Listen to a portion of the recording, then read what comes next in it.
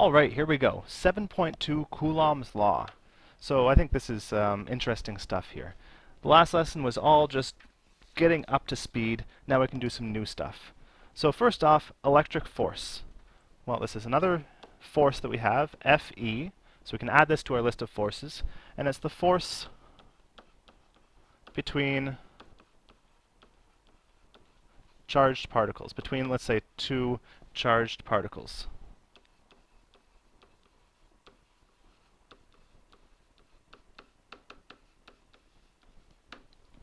Good. So we have this electric force, and Coulomb has a law, it's called Coulomb's law, that tells us what the value of Fe is equal to. Fe is equal to K times Q1, Q2 over R squared. All right. And Q1 and Q2, those are the charges of each of the individual particles. And I want to say one thing over here, which is that you should always use the magnitude of Q1 and the magnitude of Q2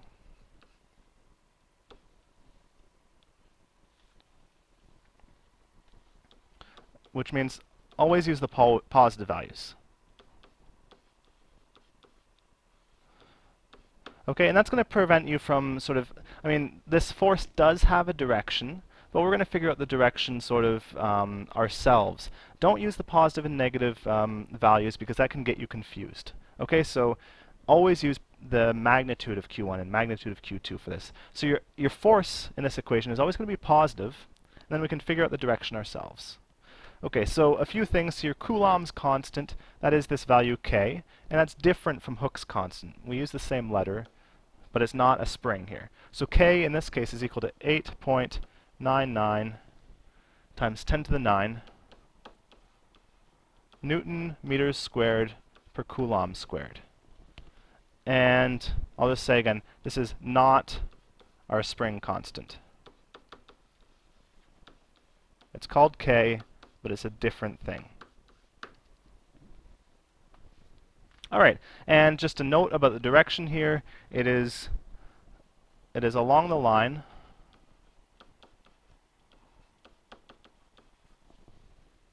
connecting the two charges.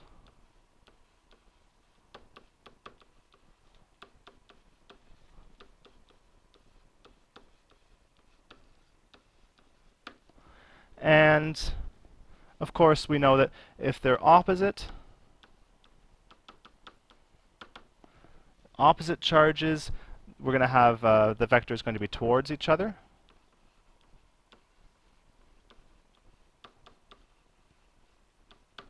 And if they're like charges, then they're going to be away from each other. And that's how we deal with the direction here. Okay, you look at the problem, you see, are they the same, are they opposite, or the same, are they both positive, or are they positive, negative? That's how we decide our direction. And again, just like gravity, both charges experience the same force. So Q1, the force of Q1 on Q2, is the same as the force of Q2 on Q1. It's just like gravity was. And also like gravity, you'll notice that we have something that's like 1 over r squared. And it's also proportional. Instead of m1, m2, we have q1, q2. So in fact, this equation looks a lot like gravity, our universal gravitation. And that's interesting. There's some cool parallels going on there. All right, there's a little picture here of the two forces, of the two charges, and sort of our distance and everything. That's what's going on. You can see that they both experience the same force. Last bit here, superposition principle.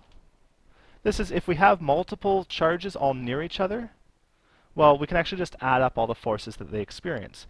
And that's the superposition principle. This applies to all sorts of things, not just charges. But it is, in physics, this is the resultant or net force or I won't say force actually, the resultant or net vector at any point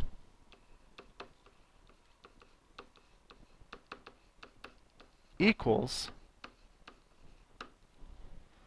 the sum of all vectors, or sorry, the sum of all individual vectors at that point.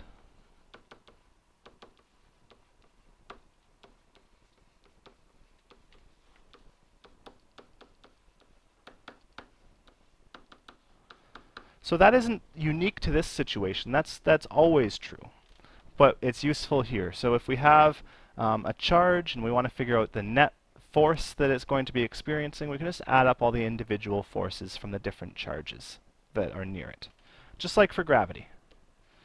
All right, so we have a few problems here. The first one says, an early model of the hydrogen atom had the electron revolving around the proton like the Earth revolves around the sun. Okay, now that's not actually exactly how it works, but that's the original model. And so we have the distance between the electron and the proton in a hydrogen atom is 5.3 times 10 to the negative 11 meters. The charge of each is 1.6 times 10 to the negative 19 coulombs. The mass is this, and the mass of the proton is this, so we have our numbers. We want to calculate the ratio of the electric force Fe to the gravitational force Fg. Okay, so we need to calculate then each of our forces. We have Fe is equal to K, Q, I'm going to say the Q of the electron times the Q of the proton all over R squared. And we can plug in our numbers here. So K is our 8.99 times 10 to the 9. And QE and QP are the same, so I can just put in 1.6 times 10 to the negative 19 coulombs and square it, because it's Q1 times Q2. Okay, all over the distance here, 5.3 times 10 to the negative 11. This gives us 8.193 times 10 to the negative 8 newtons. All right, that's our force, our electric force, and we want to find our gravitational force. Fg is equal to g times the mass of the electron times the mass of the proton, all over R squared. You see, they look so similar, these equations. Okay, so we've got 6.67 times 10 to the negative 11 times 9.11 times 10 to the negative 31 kilograms times 1.67 times 10 to the negative 27 kilograms. All of that over our R squared, which was 5.3 times 10 to the negative 11. Oh, and I'm sorry. Up here, this was squared. Down here, this is squared. The final answer was correct. I just hadn't put that in the equation. Okay, perfect. So we have R squared, and our Fg becomes 3.613 times 10 to the negative 47 newtons. And look, that's tiny. You see how much larger the electrical force is? And that is the case. You might remember from grade 11, we talked about the four fundamental forces: electrical, gravitational, strong nuclear, and weak nuclear. Gravitational is by far the weakest of the fundamental forces. Electric force is much stronger. And so that's what we're seeing here. Okay, so if we want to find the ratio, we can do Fe over Fg. So this is our 8.193 times 10 to the negative 8 divided by 3.613 times 10 to the negative 47. And this gives us 2.3 times 10 to the 39. Huge difference. All right, so that's how we can compare those forces. Now, those forces are going to cause some acceleration. I mean, gravity is still there, it's doing something. So we want to find the accelerations of the electron caused by both the electric force and the gravitational force. Good. Well, we have the acceleration due to the electrical force. Well, F equals ma, so it's going to be Fe divided by the mass of the electron. So this is going to be 8.193 times 10 to the negative 8 divided by the mass 9.11 times 10 to the negative 31. And that gives us an acceleration of 9.0 times 10 to the 22 meters per second squared. So that's, again, that's a huge acceleration because the electron is so small that even though it was a small force, it does a lot. Okay, and let's find our acceleration due to gravity. That's going to be our Fg over the mass of the electron. And this gives us 3.613 times 10 to the negative 47 over 9.11 times 10 to the negative 31. And that's 4.0 times 10 to the negative 17. So still not very much from gravity. That's the gravity, again, between the proton and the electron because they exert a gravitational force on each other. All right, so that's what we're dealing with there. Let's take a look at the next page. Just two more problems. The first one says that two charges, Q1 and Q2, are separated by a distance L of 4 meters. And you see Q1 and Q2 have different charges. They're both negative, though. A third charge, Q3, is positive 1.5 times 10 to the negative 6, and it's placed somewhere between Q1 and Q2. The net force exerted on Q3 by the other two charges is 0. Interesting. We want to determine the location of Q3. So the net force is 0. That means that the electrical force from Q1 is equal to the electrical force from Q2. So I can do that. I can say Fe1 is equal to Fe2. That's how I'm going to start here. Now I've got Fe1. This is going to be KQ1 on Q3 divided by the radius here. And our radius between Q1 and Q3, that was x, so x squared. That's equal to KQ2 Q3 over, well, it's not x now, it's L minus x. L minus x, and we square that. Good.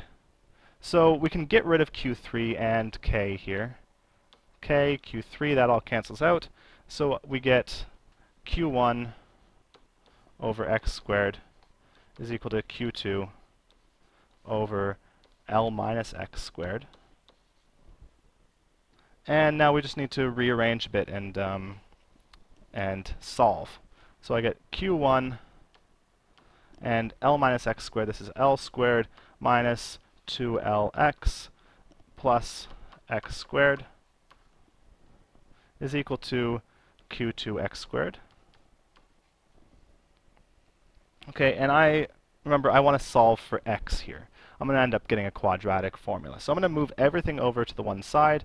We get, let's see, Q1 x squared minus Q2 x squared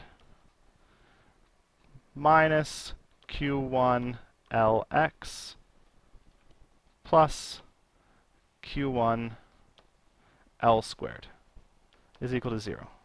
Hopefully that looks right. Okay, and so then I'm just going to put together my Q's here for x squared. So I get Q1 minus Q2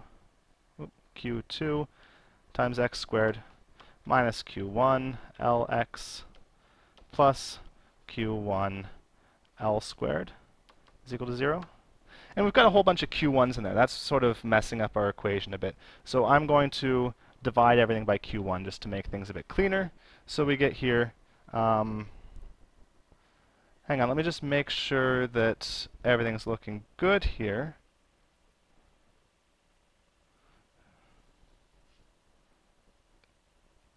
Sorry, give me 1 second. Okay, so sorry, we're going to divide everything by Q1 here. So we've got Q1 minus Q2 over Q1 times x squared minus Lx plus L squared is equal to 0. Okay, that's what we're dealing with. Now we want to plug in a bunch of numbers and see what we get. So Q1, Q2, so we have 1.8 times 10 to the negative 5 minus 2 times 10 to the negative 6, 2 times 10 to the negative 6 over 2 times, oh, I'm sorry. I was following from the textbook, and they've got things a bit backwards, so I'm just going to fix that up again. So Q1 here is 2 times 10 to the negative 6 minus 1.8 times 10 to the negative 5. All of this divided by 2 times 10 to the negative 6. Okay, and then minus Lx, well, we have L was, oh, and somewhere along the way, I'm sorry, I dropped a 2. So there should be a 2 here, there should be a 2 here, and there should be a 2 up here. I'm sorry about that. Okay, this is looking good now. So we've got minus 2 times 4 plus 4 squared equals 0. All right. I'm going to pop over to the right here where I've still got a bit of space and clean this up. So we've got 2 times 10 to the 6 minus 1.8. This is going to be, I'm going to get negative 1.6 times 10 to the times 10 to the negative 5 all over 2 times 10 to the negative 6. Cool. Plus 8x. Oh, I'm sorry. Minus 8x. Minus 8x plus 16 is equal to 0.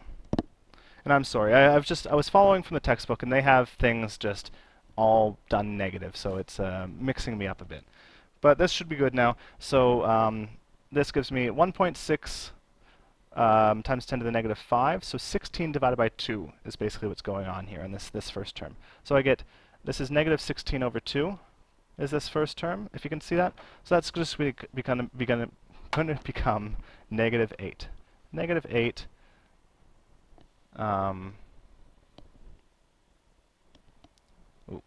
and I was dropping x squared, negative 8x squared minus 8x plus 16 is equal to 0, which means that we have x squared plus x minus 2 is equal to 0. And we can simplify that one. That's x minus 1, x plus 2 is equal to 0. With all those crazy numbers, it actually comes out to being quite simple. So we get x is equal to 1 or negative 2. Now, x can't be negative 2. We've got some distance. It can't be negative. So x is 1. So therefore, x is equal to 1. Okay, and I'm sorry that I made a few mistakes in that process. But there we go. We've got our final answer. Last one here. 2-point particles have equal but opposite charges of positive Q1 and negative Q1. The particles are arranged as shown. Suppose a charge Q2 is placed on the x-axis, as shown. And we've got the charges of Q1 and Q2, and the distance between positive Q1 and negative Q1 is 8 meters measured vertically along the y-axis. We want to calculate the magnitude and the direction of the net electric force on Q2. So taking a look at this picture here, the vertical forces are going to cancel out. You can see that right away because positive Q1 and negative Q1, they're the same distance from Q2. So they're, oh, I'm sorry, they're not going to cancel out. So the positive is going to be pushing Q2 downwards because they're both positive here.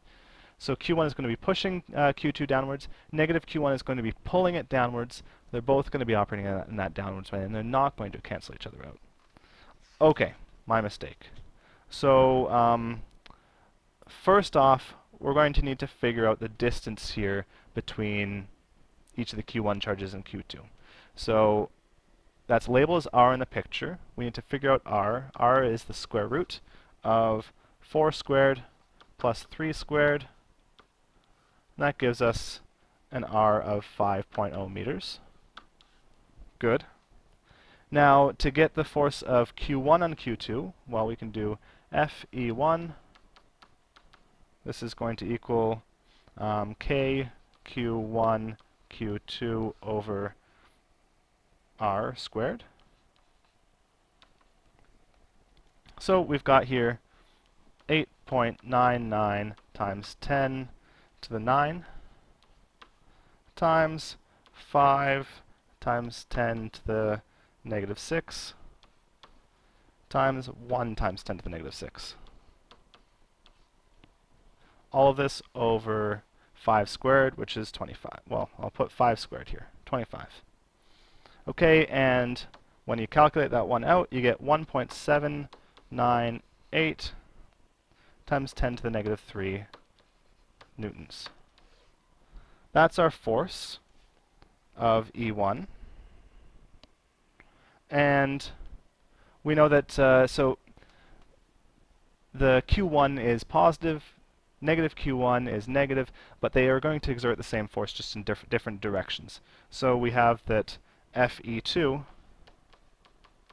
is equal to Fe1, which is equal to 1.798 times 10 to the negative 3 newtons. Good. So we've got our two forces there. The last bit is to figure out how they go together. So to do that, okay, sorry guys, but I've just run out of time, so you get to finish this one on your own. It is in the textbook. The directions here, I mean, what's going to happen is that you can find the x component of both of your forces, because you have enough information here. You have your x and y for your distances, so you can find the x components of your forces, add them together, y components, add them together, and in both cases they should be doubling each other. So go ahead, give that a try. That's the end of the lesson. I hope you enjoyed it, and have a great weekend.